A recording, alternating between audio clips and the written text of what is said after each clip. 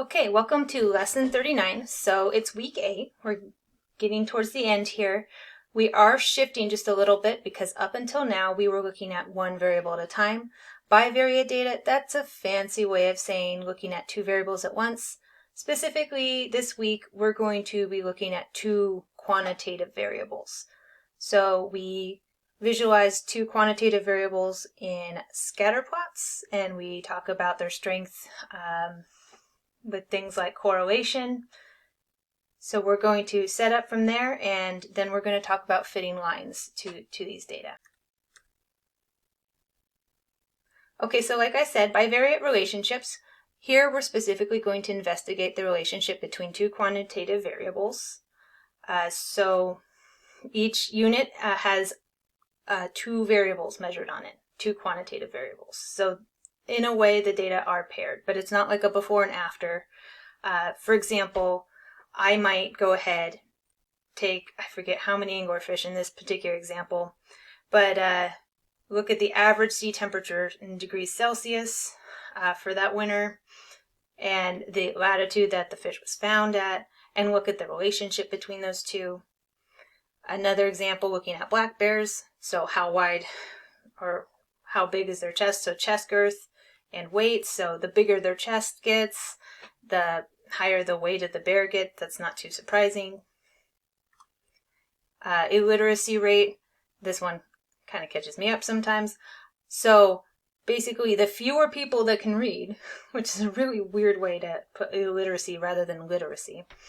So the fewer people that can read, the lower the life expectancy. That's the idea here. At least that's downward trend here that we're seeing. So the example we're going to work through, at least this lesson, if not the next lesson as well, we're going to look at the relationship between high school GPA, so graduating like cumulative high school GPA, and college GPA, which specifically is GPA at the end of the first year of college. So it's a small data set. I want to say there's, 10 observations in this data set. We'll show you the data set in a slide or two. But here it is in a scatter plot. So when we have two quantitative variables, we typically divvy them up. One is the explanatory variable, which does the explaining. One is the response variable. Usually this response variable is what we're interested in. We're interested in, hey, if I know high school GPA, what does that tell me about college GPA? So I'm interested maybe in predicting or estimating college GPAs. So for this week, we're going to stick to both the explanatory and response variable being quantitative. Explanatory, it's like explain. We think that maybe what's going on with the explanatory variable might help explain. Be careful, it does not mean that it causes the difference, but they're related, so knowing something about the explanatory variable gives us more information about what we might estimate the response variable is. So this is a predictor variable. It's considered independent variable, and it's the variable that goes on the x-axis. I know it's super dweeby, but I go, hey, explanatory goes on the x-axis. That kind of idea. Response variable, it goes on the y-axis. It's dependent. The idea is depends on what value of the explanatory variable we have. That like what we predict the response would be depends on the other. Once again, be careful. You don't want to use language that makes it sound like one causes the other.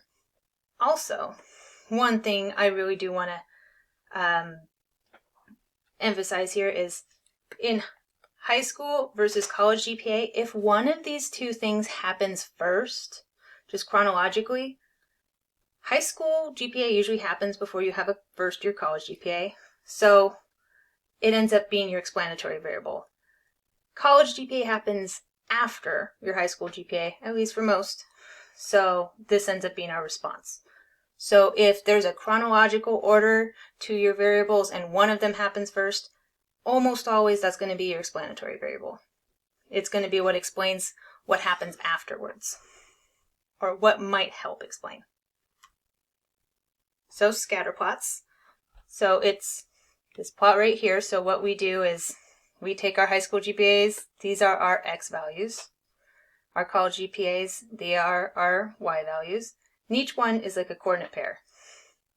Where the high school GPA, that's my X. So if I want to look at this first individual, they got a 3.4 in high school and a 3.1 in college. So here they are, 3.4 in high school, 3.1 in high school. There's my first individual, and then I do it for all 10. R does this really, really easy. There is a note here how to do this on the TI-84. We're going to show you how to do it in R. If you want to do it on the calculator as well, awesome. So my explanatory variable, response variable, we probably gave this away in the previous slide. So explanatory, it's going to be my high school GPA. And if I wasn't sure, the fact that high school happens first, for most anyway, is a good indication that high school GPA is going to be my explanatory. And then college GPA. Note, when I say college GPA, I mean first year college. I just don't write first year every place. So once we have a scatter plot, then we want to describe it. Every type of plot we've introduced, we've said, here's how you make the plot. Now let's describe it. So there are a few key things that we're going to look for. Context is always pretty much relevant. If we're talking about high school and GPA, we need to mention high school and GPA in our interpretation or description. So we're going to talk about these 4 here. So there's direction. So that talks about whether the relationship between the two variables is positive or negative. It could be neither. It's not as often. Form, we're going to really make this basic. It's going to be linear, so it's shaped like a line, or nonlinear, so any other shape, usually something curved. Outliers, do we have oddball points? Let's comment on them. It does not mean you can just remove them, but if you do have weird points that fall outside the pattern of everything else, you should mention them. And then strength. And I put strength last because we have a measure for strength that we talk about after. So how strong is this relationship? Specifically, if it has a linear relationship, how strong is that linear relationship? So note that we're mostly going to deal with linear relationships in this class.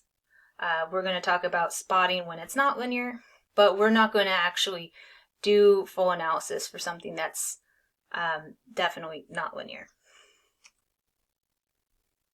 So direction, this probably, so think about when reading in English, we read from left to right. So as X increases, in general, the Y values, the response also increases. So it's positive.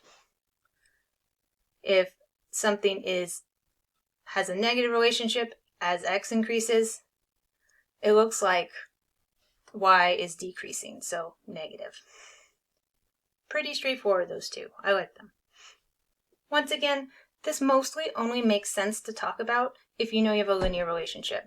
If it's a curved relationship, we may not talk about the direction as much because it might be difficult to tell. For instance, if I had a relationship like this, and it's like a curve, I probably won't describe it as positive or negative because it's really not just one or the other. But note, if we do determine it's a linear relationship, we're absolutely going to want to know if it's positive or negative. Form.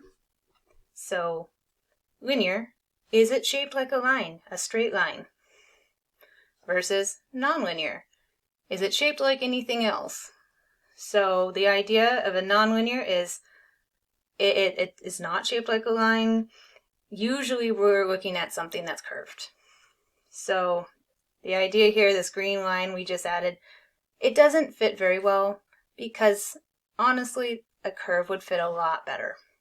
There are analyses for fitting a curve. They go beyond this class, but just know that absolutely you could fit a curve. You wouldn't want to fit a line here. This week, next week, we're only fitting a line, or next week we're fitting more than one.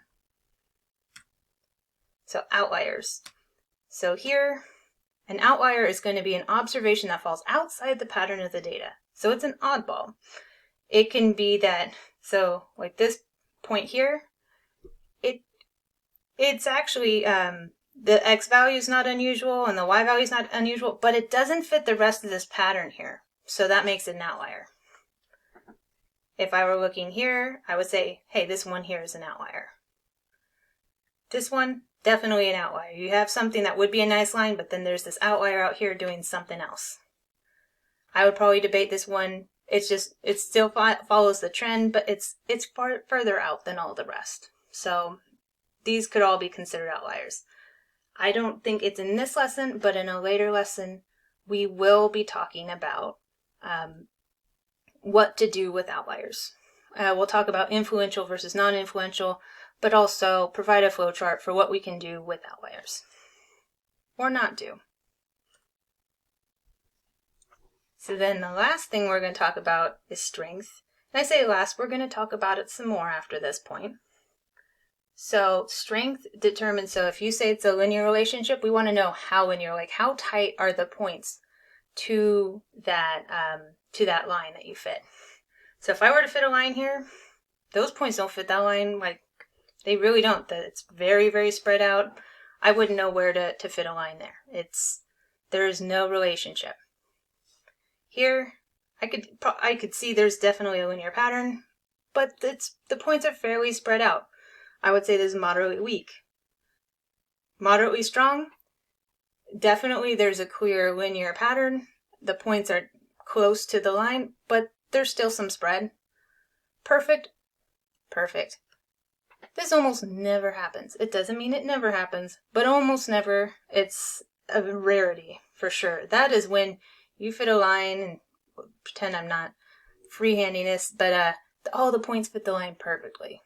It can happen, but it's rare.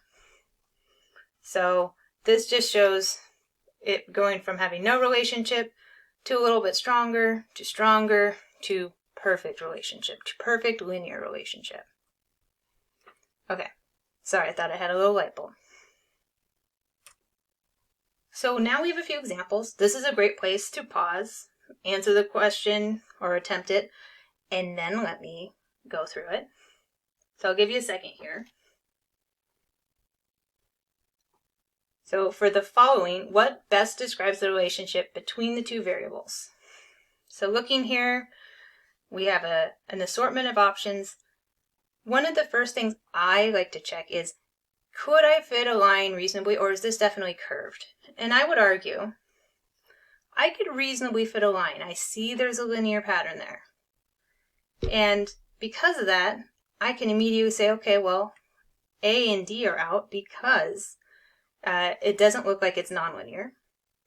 And then from there, as X increases, what's going on with Y? It looks like Y is increasing. So that is to say, the slope of the line that I'm looking at, that I fit, has a positive slope. So yes, I would say positive. I would not say negative. So my answer here, weak, moderately weak, positive, linear. Note that I didn't give the variable names here. Otherwise, I would want to say, hey, there is a weak, positive, linear relationship between variable 1 and variable 2. Whenever you do have context, you will want to include that.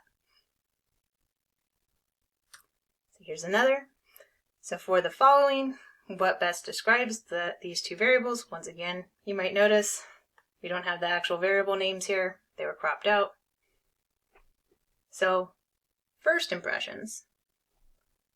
I don't think I should fit a line to this. I don't think it would look very good. In fact, what I would argue is that it has a curve. Pretend it was a perfect curve and I didn't dip there. So here, I would argue this is nonlinear. There's only one option here, strong and nonlinear. So what this is implying is that if I were to fit a curve, because it is definitely a curve shape, those points would fit that curve very, very well. So it is a strong nonlinear relationship. You could argue also that it's positive. But in most cases, if you tell me it's nonlinear, I'm not going to force the positive negative issue, the direction. Because once again, if you could have curved and it could be, you can tell me this is nonlinear and it's strong, but there's absolutely no way to say, oh, this is positive, this is negative. You'd have to say it's positive here and negative here. We don't want to get into piecewise functions here. So another one, I think this is the last one in this set of examples here. So we have, oh, it's coral. Okay, so we're looking at annual red sea temperature versus average coral growth. So looking here, the first thing I want to do is to ask myself, well, how is this shaped? I would argue this is fairly linearly shaped. I wouldn't argue that it looks obviously curved. I would probably go with linear. Then the next thing I'm going to do, I'm like, okay, well, as x increases, it looks like the y is decreasing. So this is a negative slope line. So I won't say it's A. So now I'm looking between C and D. This one I think it's hard because there are so few points. I believe, knowing the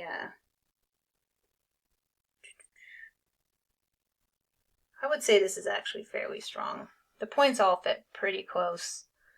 I wouldn't describe this as weak. Weak is like, maybe there's a line. Strong, you definitely can tell there's a line and it fits fairly well.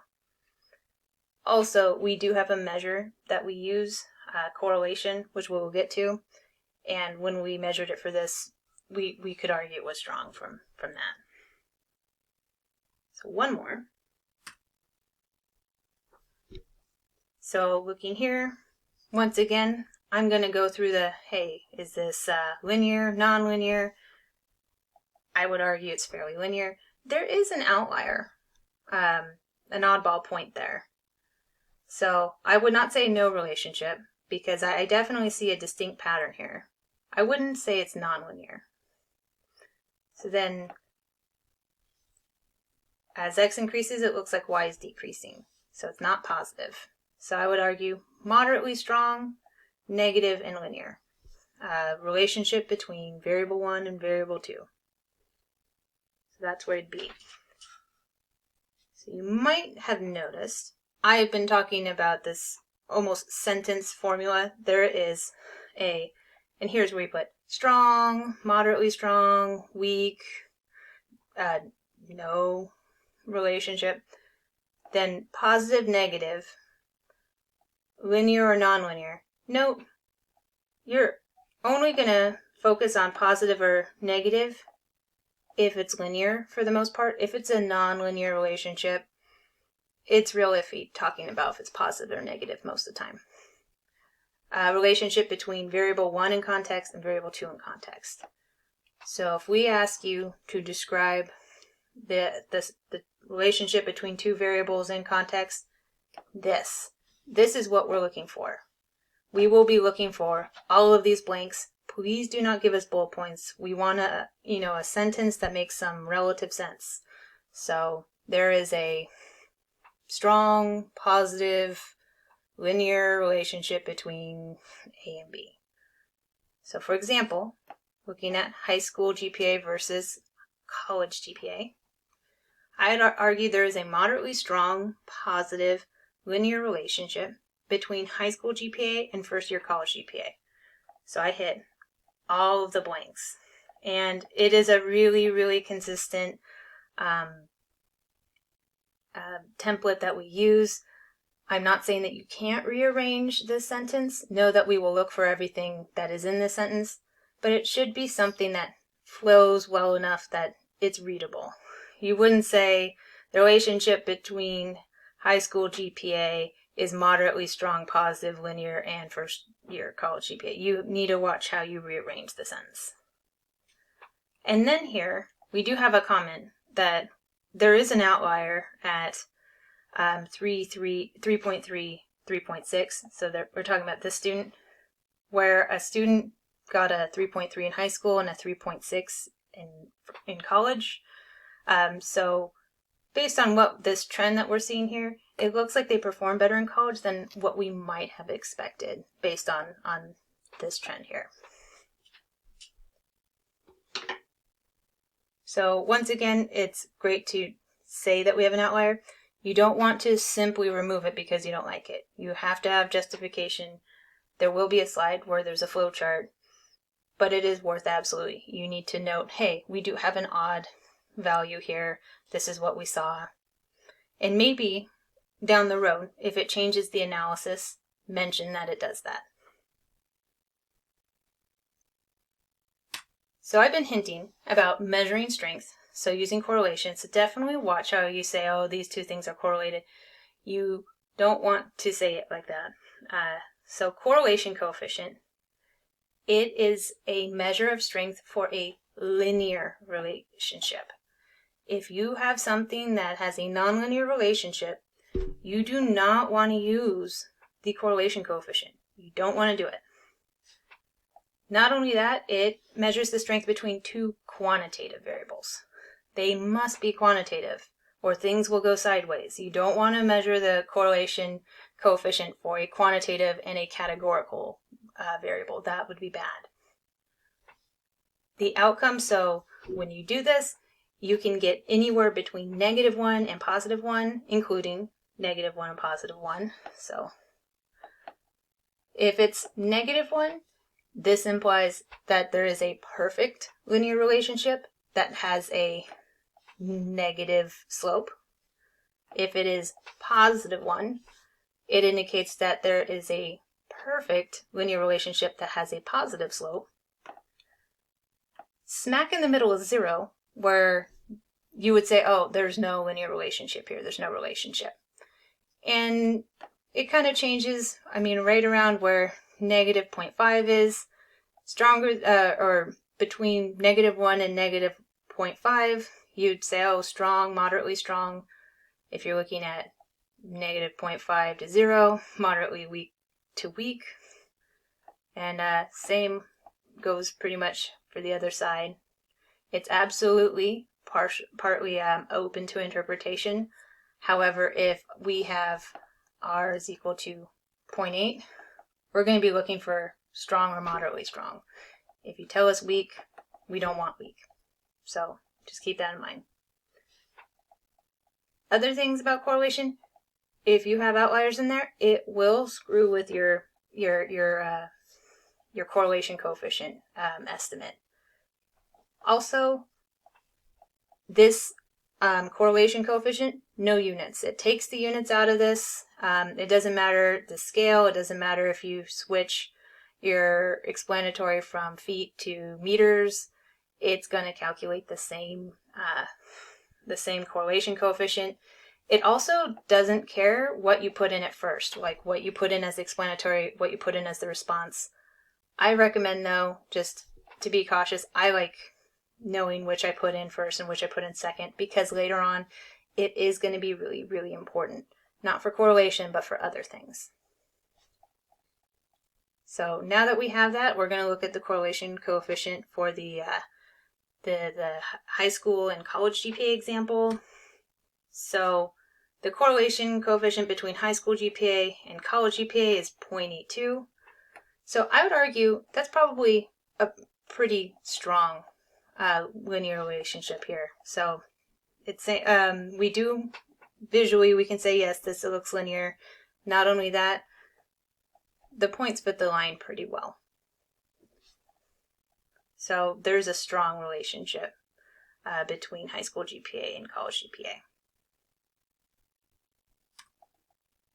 So here are just some examples of various correlation coefficient values. This would be this first panel where if they had no linear relationship and or like you would fit a flat horizontal line, you're going to get correlation is equal to 0.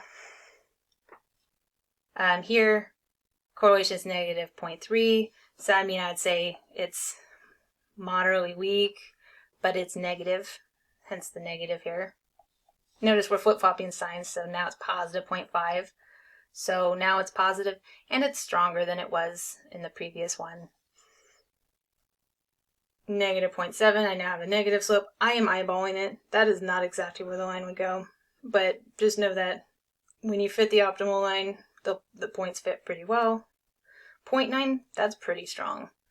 And then negative 0.99, that's really, really strong. That's a really strong relationship. Not only that, it's a -1. So I found these super handy. A lot of times we will give you a scatter plot and say, hey, out of all of these, what is the best estimate? And we are not going to have you choosing between like 0.5 and 0.6, but we would have you easily pick between 0.5 and 0.1. That is something we absolutely would do. So absolutely practicing these is really, really handy. Which, speak of, we have an example. So once again, I'm going to give y'all a minute to set up, take a look at these, and I'm going to go through these. So what's going on is we're looking at various scatter plots and trying to figure out, based on the scatter plot, what value is the best estimate of the choices given for the correlation coefficient. So we want to know what's our best guess for R.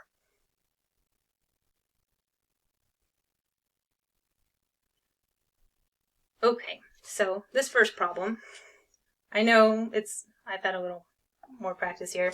If I were to fit a line, it would probably go somewhere around here. And I say if R was to fit the optimal line, it would be somewhere around there. So things to note, right off the bat, I cannot have a correlation coefficient lower than -1. So -1.25 is not even possible. That is not doable. If I look at a correlation coefficient of -1, this would be a perfect linear relationship. So all the points would fit on one line exactly, and that line would have a negative slope. Looking here, I would not argue that those points fit a perfect line. So it's not going to be -1 either. On the flip side of this, I'm going to look at positive 0.95. That would be a very strong positive relationship, which I don't see here. When I look at this plot, a positive slope line is not what jumps out at me like, oh my gosh, absolutely, this is a positive line. So I would argue no, because 0.95 would be almost perfect. And that I would not argue this is a perfect line. So looking here, I mean, I know that, hey, this line has a negative slope. I would argue it's the -0.08. Positive 0.58, that would be moderately strong and positive. And I wouldn't argue that this is a moderately strong positive relationship. So a lot of these, it's really handy to go through the solutions and say, can't be this one, can't be this one. Rule some out. So then you end up picking between two. Pretty much every sort of testing strongly recommends that. I know when I took the GRE, that was what they were saying. Hey, narrow it down to 2. That kind of idea. So a second one here. Give you a second to pause.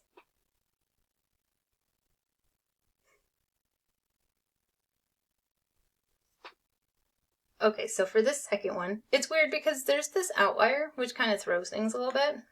It definitely shifts what the line looks like. The line is somewhere around here. Obviously, I'm freehanding this. This is not perfect. So if I wanted to look here, once again, -1 would imply a perfect relationship that's negative. Right off the bat, looking here, I'd say this is not a perfect relationship, positive or negative, right? Not all of these points fit on a line. So I would say it's not -1, and I would say it's not +1. In fact, if I looked at this line, I would say as x increases, so does y. I would argue it can't be -0.9 or -0.081. So if I had to pick between these two, so positive 0.584, positive 0.95. If it were positive 0.95, the points would nearly perfectly, not quite, but they would really, really tightly fit this line. It would be a really tight line. I argue that this does not look like that. They definitely look like they are spaced out some from the line. I would go with positive 0.58. So this is a moderately strong positive relationship. Versus this would be a very strong positive relationship, and I don't think that's true. So absolutely, I find it useful to say, hey, if I needed to describe this scatter plot with a line or a curve, and you drew it, does it have a positive slope, negative slope? That is one of the quickest ways to narrow down usually about half of the answer choices. It is a very, very useful tactic. In general, if we were to say, hey, estimate this, and we didn't give you answer choices, we're pretty generous with well, maybe not this one, but with this one, we would want you to be able to tell us it was positive, and I probably would accept anything in a fairly wide range. Like, I wouldn't accept anything really close to 0 or anything really close to positive 1, but because it's open to interpretation without actually calculating, we're fairly flexible. So then a couple more. So for the following, remember we introduced this one a few slides ago. We said, hey, this was a really strong relationship. Oops. It's a really strong, curved relationship. Because it's a curved relationship, what a lot of people do is they do calculate the correlation coefficient. We should not do that here. We should not look at the correlation coefficient because this relationship is not linear. If we say, hey, we have a relationship that's not linear, and then follow up by telling our client how strong the linear relationship is, they're going to look at you like, wait, you just told me it's not linear. Why did you calculate that? So we're going to avoid that here. If it's curved, you shouldn't use the correlation coefficient to describe the strength of those two variables. And then here, I would argue there's an outlier there, but all in all, these points actually fit the line pretty well. So I would argue it's linear, so it's okay.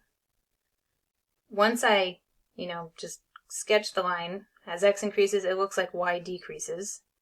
So I would argue that the slope of the line is negative.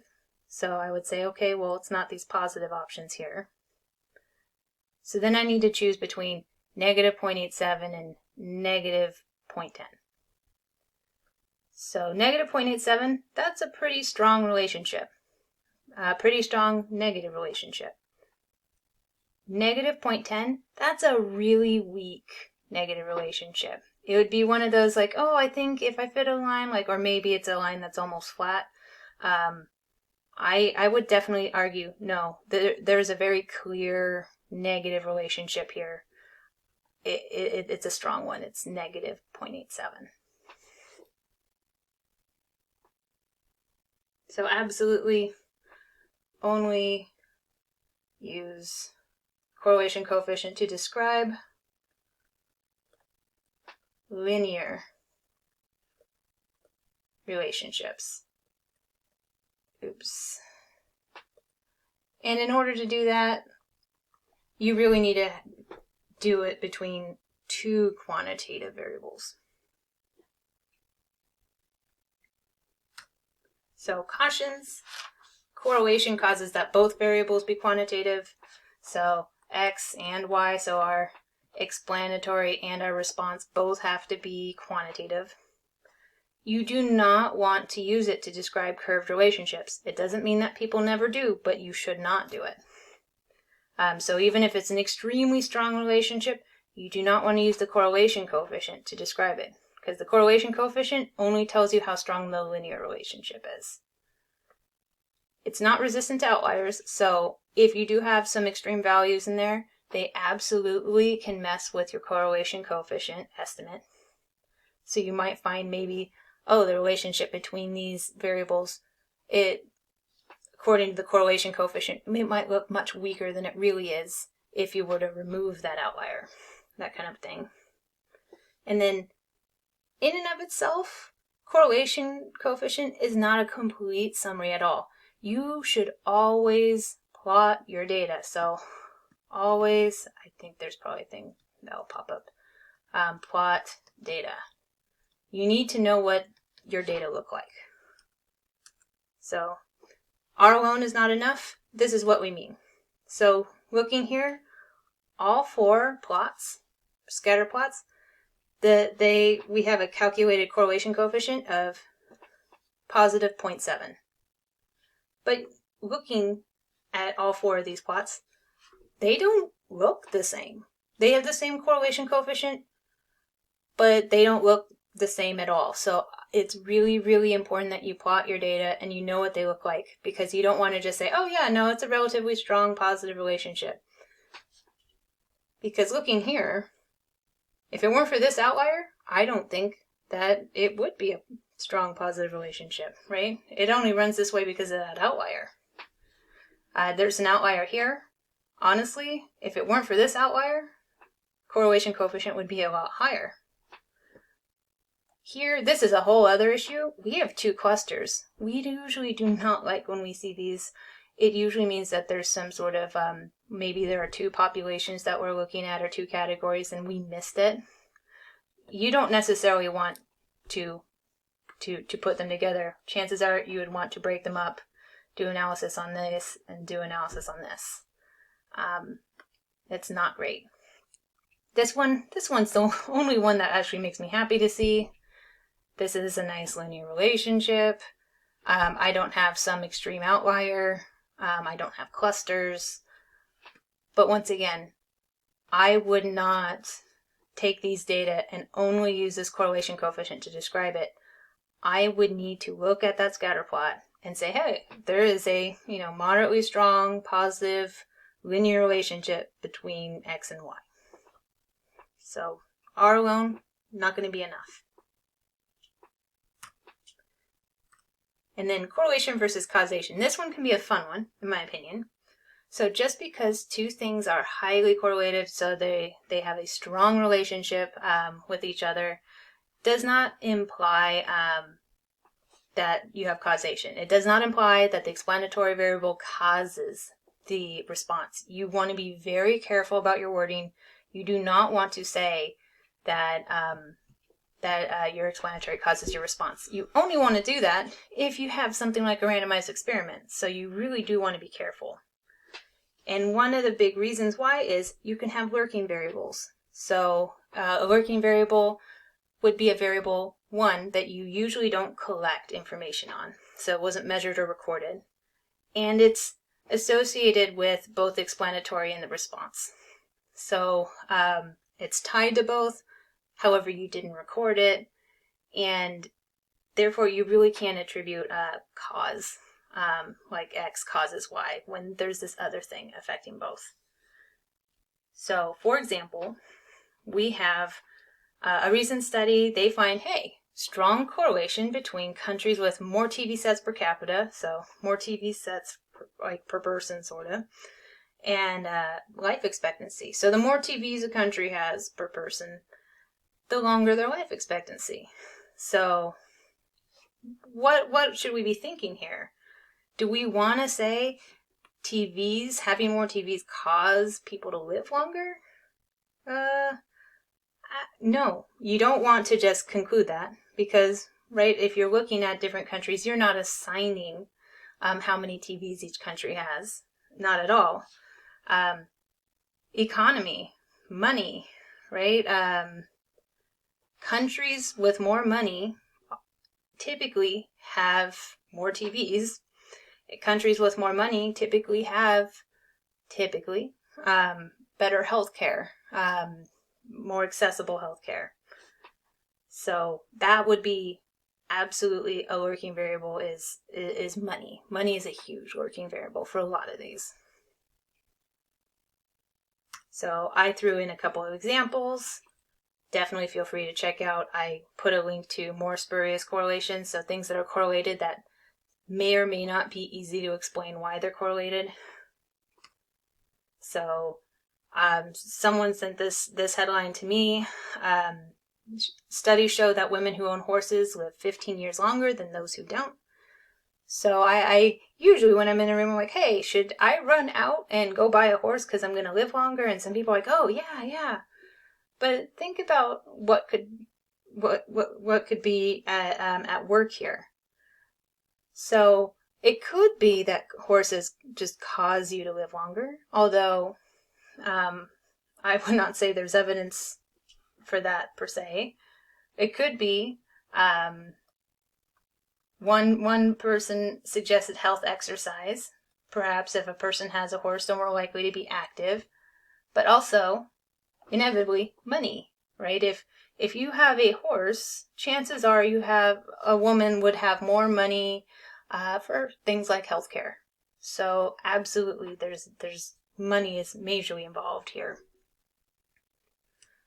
I like this one. Do ice cream sales increase shark attacks? Because ice cream sales are correlated with shark attacks. A possible lurking variable there. So you've got shark attacks, you've got ice cream. What might be related to both? If it's sunny, right? Sunny, warm weather, more people go to the beach. More people buy ice cream. The more people at the beach, chances are the more shark attacks are. Granted, statistically, if you look at the rate of shark attacks, it's really, really low.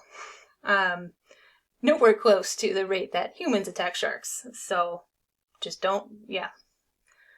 But way back in high school, I had a teacher. He showed us data on this, and he said very matter-of-factly, so clearly buying ice cream causes shark attacks. And it sat wrong with us. We're like, no, that's not right. And it's the weather. The weather is actually really is a lurking variable for a lot of things too. Ice cream sales and crime are actually really, really related as well. And that has to do with just better weather, more crimes like break-ins happen, versus in the winter when it's colder. It depends on where you live, but absolutely. I like this one. This one is in the Spurious Correlations site. Did Nicolas Cage cause swimming pool drownings? So there is an association or a correlation that the number of roles that Nicolas Cage gets in a given year is pretty highly correlated with the number of deaths in the U.S. By falling into a swimming pool or drowning.